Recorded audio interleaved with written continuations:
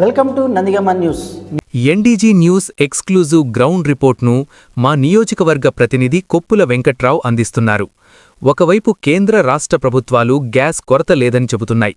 కానీ ఈ దృశ్యాలు చూస్తే మీకే అర్థమవుతుంది. సంతోషంగా పండుగ చేసుకోవాల్సిన ఈ సమయంలో ఇంట్లో గ్యాస్ లేక బుకింగ్లు అవ్వక మహిళలు తీవ్ర ఇబ్బందులు పడుతున్నారు. దీంతో వినియోగదారులు బుకింగులు కాకపోవడంతో గ్యాస్ కంపెనీలకు పరుగులు పెడుతున్నారు. ఎన్టీఆర్ జిల్లా చందర్లపాడు మండలంలోని ఓ గ్యాస్ కంపెనీ వద్ద వినియోగదారులు ఏ విధంగా ఉన్నారో ఈ దృశ్యాలు చూస్తే స్పష్టమవుతోంది.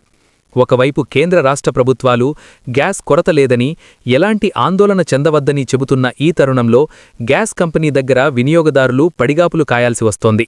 ఇది వినియోగదారుల తప్ప లేదా గ్యాస్ ఏజెన్సీల లోపమా? ఏది ఏమైనప్పటికీ పండగపూట ఇలా ఇంట్లో గ్యాస్ లేక ఇబ్బందులు పడటం తీవ్ర మనోవేదనకి గురిచేస్తోందని, ఇంట్లో బంధువులు ఉన్నారని, ఇప్పుడేం చేయాలో దిక్కుతోచని పరిస్థితులు ఉన్నాయని వినియోగదారులు చెబుతున్నారు.